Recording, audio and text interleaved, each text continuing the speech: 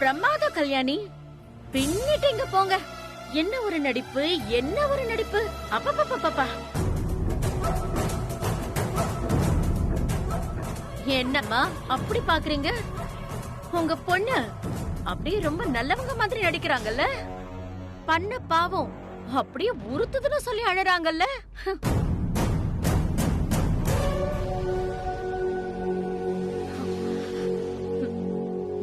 காடி, இந்த பொண்ணு யார் தெரியுமா?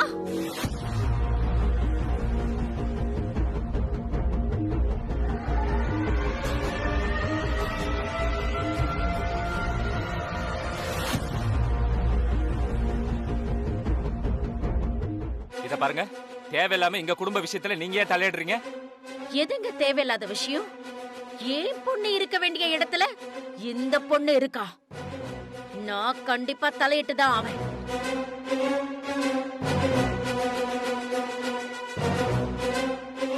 இத பாருங்கம்மா, நான் சொல்ல வந்த விஷயத்த தெளிவா சொல்லிடுறேன்.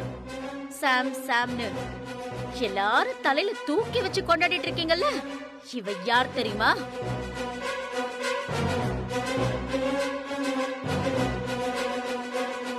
உங்க சூரிய வம்ச குடும்பத்தோட மானத்தையே கப்பல்ல ஏத்துனாங்களே உங்க அருமை புதல்வி இந்த கல்யாணி இருக்காங்களே, அவங்களோட பொண்ணு உங்க பேத்தி இந்த சமந்தா.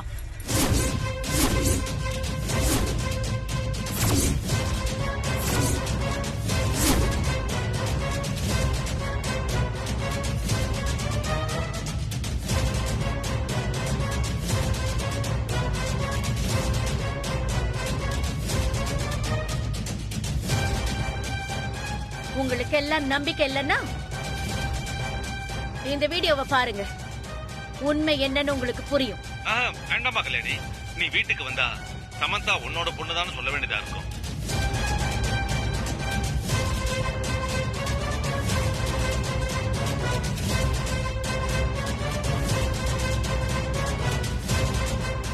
என்ன எல்லாரும் ஷாக் ஆகி நிக்கிறீங்க? அம்மாவும் பொண்ணும் செம்மையா பிளான் போட்டுதான் இங்க வந்திருக்காங்க.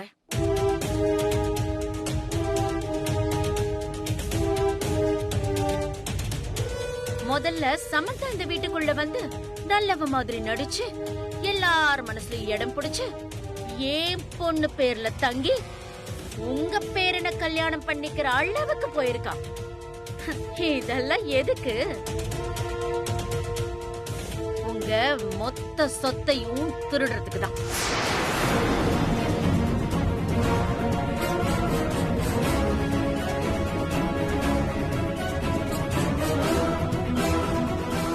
அது அவளால முடியாதுன்னு தெரிஞ்ச உடனே அப்படியே அம்மா கிளம்பி வந்துட்டாங்க. நிறுத்துங்க. யாருக்குங்க வேணும் உங்க சொத்து? என் தங்கச்சி கிட்ட இல்லாத சொத்தா? என் தங்கச்சி கேக்குறதெல்லாம் ஒன்னே ஒண்ணுதான், இந்த வீட்டுல அவளுக்கான உரிமை. எங்க அம்மா அவளை மன்னிச்சா போதும், நீங்கெல்லாம் யாரும் பேச வேண்டிய அவசியம் இல்ல. என்ன பண்றதுன்னு அம்மாவுக்கு தெரியும். இவங்களுக்குலாம் ஏன்டா பதில் சொல்லிட்டு இருக்க? நமக்கு தேவை அம்மாவோட முடிவு தான். அம்மா நீங்க சொல்லுங்கம்மா.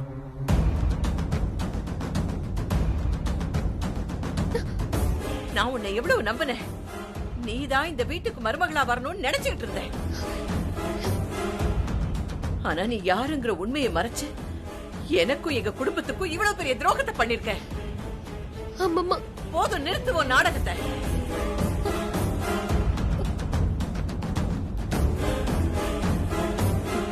துரோகம் பண்றது ஒண்ணு உனக்கு புதுசு இல்லையே, அதுவும் ரத்தத்திலேயே ஓடுதே. போதும், நிறுத்துமா. நானும் என் பொண்ணு யாருக்கு எந்த துரோகமும் பண்ணதில்ல. அவ யாருங்கிறது வேணா சொல்லாம இருந்திருக்கலாமா? ஆனா இந்த குடும்பத்துக்கு ஏதாவது ஒண்ணுனா பாத்துட்டு சும்மா இருந்திருக்க மாட்டா. அது உங்க எல்லாருக்குமே தெரியும்.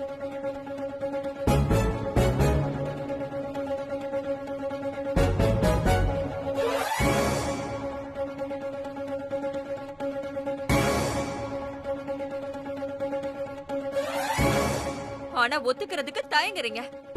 பரவாயில்ல, எனக்கு கவலை இல்ல. யாரு என்ன சொன்னாலும் நான் கேர் பண்ணிக்க போறதில்ல. நீங்க என்ன உங்க பொண்ணா ஏத்துக்கிற வரைக்கும் நானும் என் பொண்ணும் இந்த வீட்ல தான் இருப்போம். உங்களால முடிஞ்சது பாத்துக்கோங்க. என்னோட அனுமதி இல்லாம நீ இந்த வீட்ல இருக்க முடியாது. உனக்கு யாரும் சப்போர்ட் பண்ண மாட்டாங்க. கவலைப்படாத கல்யாணி, நீ இந்த வீட்லயே இருக்கலாம். உனக்கு சப்போர்ட்டா இந்த அண்ணன் நான் இருக்கேன்.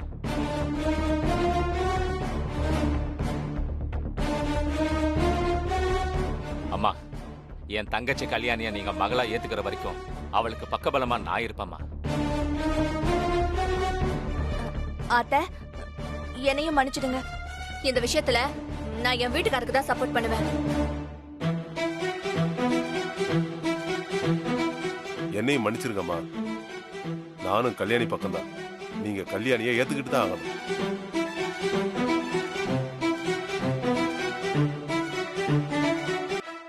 என்னையும் மன்னிச்சிடுங்க. இந்த விஷயத்துல போதும், நான் நிறுத்துங்க.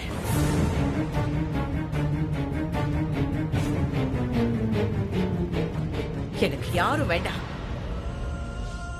இவ்வளவு நாள் நான் தனியா தானே இருந்தேன். இதுக்கப்புறமும் நான் தனியாவே இருந்துக்கிறேன்.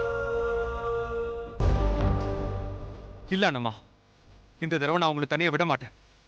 யாரும் உங்களை விட்டு போனாலும் எனக்கு கவலை இல்லை. நான் உங்களுக்கு பக்கபலமா இருப்பேன். எனக்கு நீங்க மட்டும் போதும். எனக்கு என் பேரு சூர்யா இருப்பா. அதுவே எனக்கு யான பலம். வேற யாரும் எனக்கு தேவையில்லை. இங்கிருந்து போங்க, போங்க எல்லாரும்.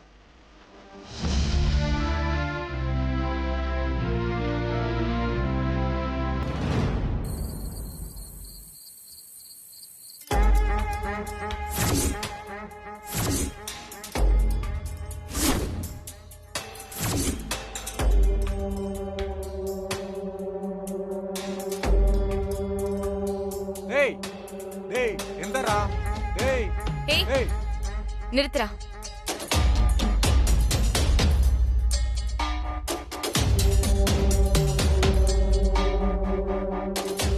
அவன் முழிக்கும் போது சாப்பாடு கொடுத்தா போதும். பாவம், இவன் ஏற்காடுல இருக்கான்னு எல்லாரும் நம்பிட்டு இருக்காங்க. ஆனா இவன் ஏன் கண்ட்ரோல்ல இருக்கான்னு யாருக்குமே தெரியாது.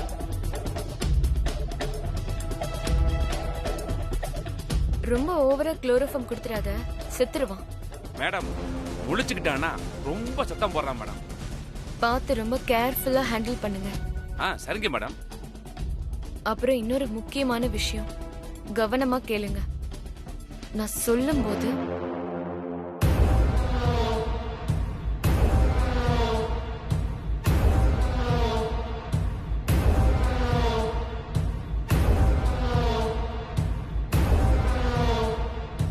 என்ன புரியுதா? புரியுது மேடம். என்ன ஆனாலும் சரி, அந்த சமந்தாவால நான் ரொம்ப அனுபவிச்சிருக்கேன். அவளை எப்படியாவது கடத்தி கொன்னுடுங்க. சரிங்க மேடம். யாருக்கும் தெரியாம சீக்கிரட்டா பண்ணணும். Okay madam. இவனை என்ன பண்றது மேடம்? சொல்றேன்.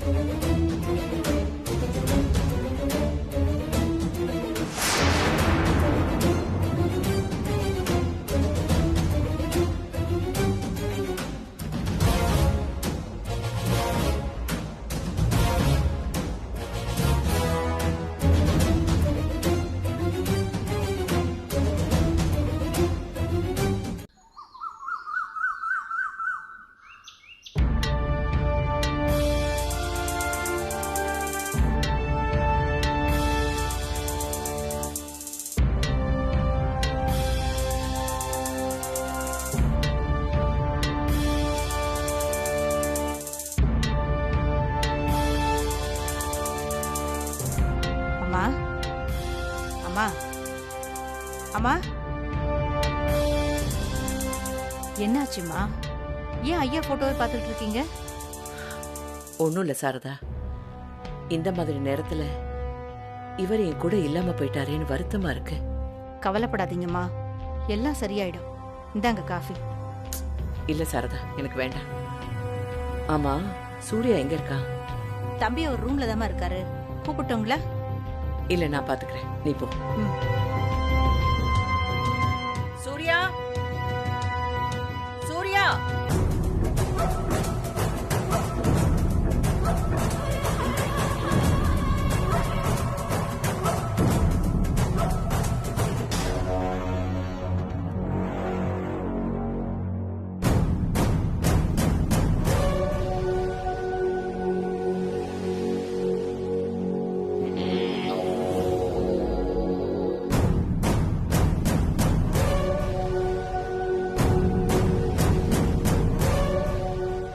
சொல்றீங்களா அண்ணம்மா? சூர்யா, நான் சொன்னா கேப்பல்ல? என்ன பண்ணணும் சொல்லுங்க அண்ணம்மா, நான் பண்றேன். வர்ற முகூர்த்தத்துல உனக்கு கல்யாணம்.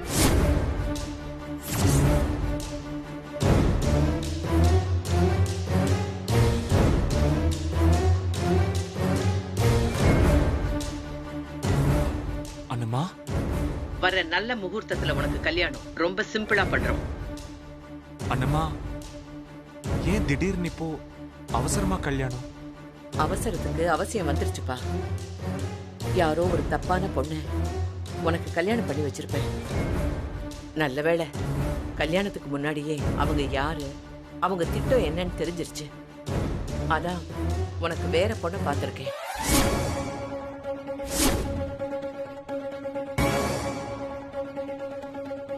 பொண்ணு யாருன்னு நீ கேட்க மாட்டேன்னு எனக்கு தெரியும். நீ கேட்கலனாலும் நான் சொல்ல கடமைப்பட்டிருக்கேன். சாமானியாதான் நீ தாலி கட்ட வேண்டிய பொண்ணு.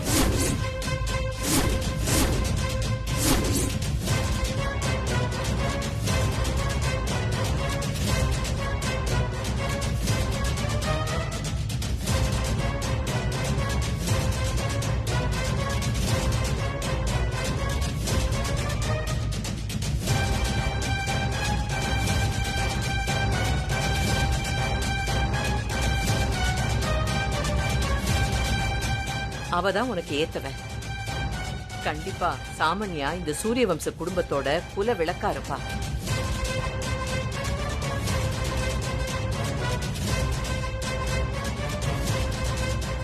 அண்ணம்மா, அப்போ சாம்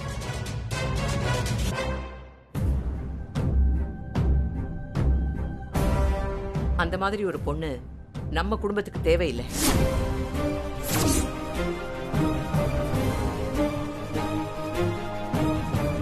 நான் சொன்னா நீ கேப்பியா மாட்டியா? நீங்க என்ன சொன்னாலும் நான் கேட்பேன் அண்ணம்மா. அப்ப சாமானியா கழுத்துல நான் சொன்ன மாதிரி நீ தாலி கட்டுற.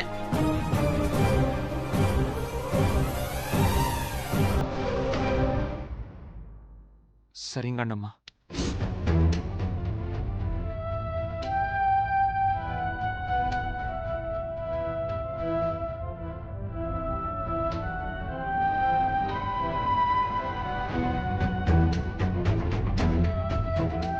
அம்மா, நான் என்ன சொல்றேன்?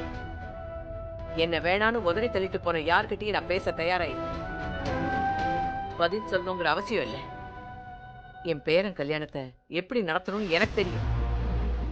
சம்பந்தி, சொல்லுங்க சம்பந்தி. உங்களை கேட்காமயே இந்த கல்யாணத்துக்கு முடிவு பண்ணிட்டேன். உங்களுக்கு சம்மதம் தானே? என்ன நீங்க இப்படி கேட்டுட்டீங்க? எங்களுக்கு பரிபூர்ண சம்மதம். இந்த திடீர் ஏற்பாட்டால கல்யாணத்துக்கு நேரம் கம்மியா தான் இருக்கு. நீங்க எதை பத்தியும் கவலைப்படாதீங்க. கல்யாணத்துக்கான வேலையை உடனே ஆரம்பிங்க. சிம்பிளா பண்ணாலும் அதுல எந்த குறையும் இருக்க கூடாது. நீங்க கவலைப்படாதீங்க சம்பந்தி, எல்லாத்தையும் நான் பாத்துக்கிறேன்.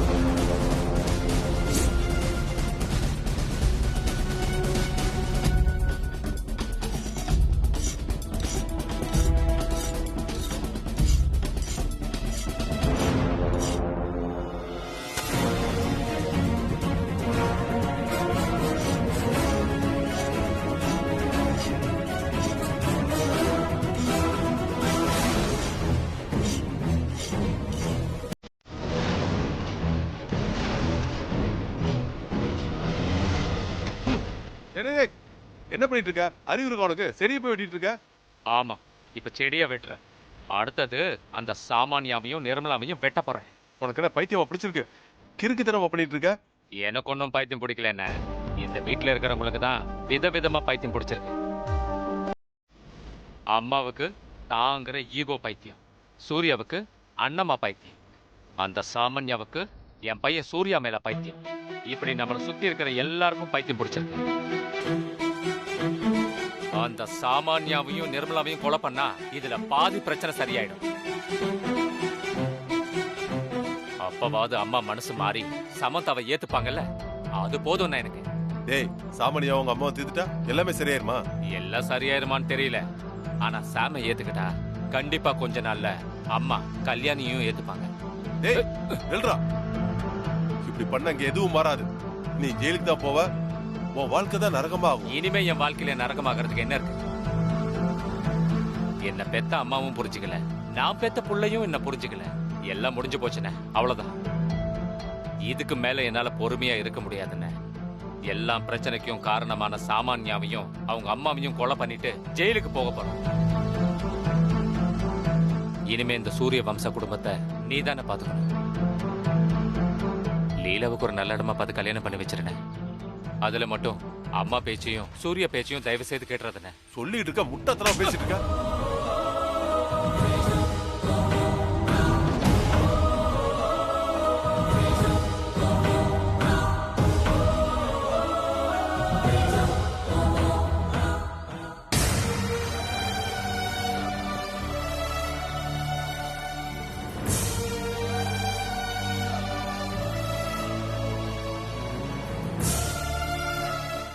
சாரி சங்கரா, நீ இப்படி பேசுறத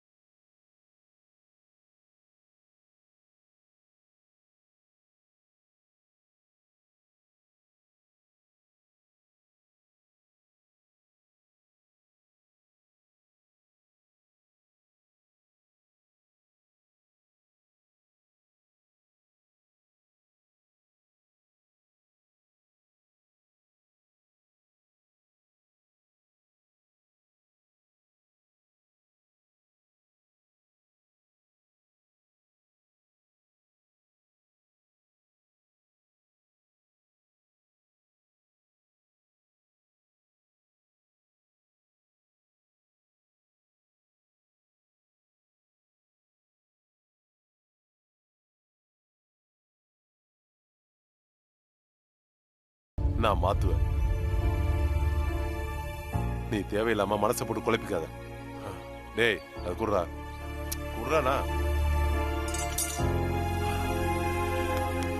நான் இருக்கேன்டா, வாடா வாடன்னு சொல்றேன்ல.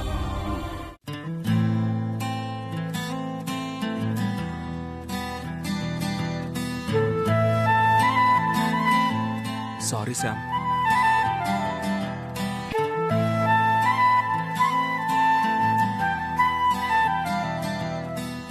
சார், என்ன சாரால என் ஃபேஸ கூட பார்க்க முடியலையோ?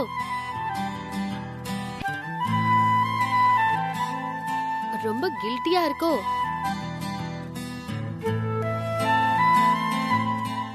நீங்க ஏன் கில்ட்டி ஆகுறீங்க? உங்களுக்கு இது ஒண்ணு புதுசு இல்லையே. உருகி உருகி லவ் பண்றீங்க, மேரேஜ் பண்ணிக்கிறேன்னு சொல்லி என்கேஜ்மெண்ட்டும் பண்ணிப்பீங்க.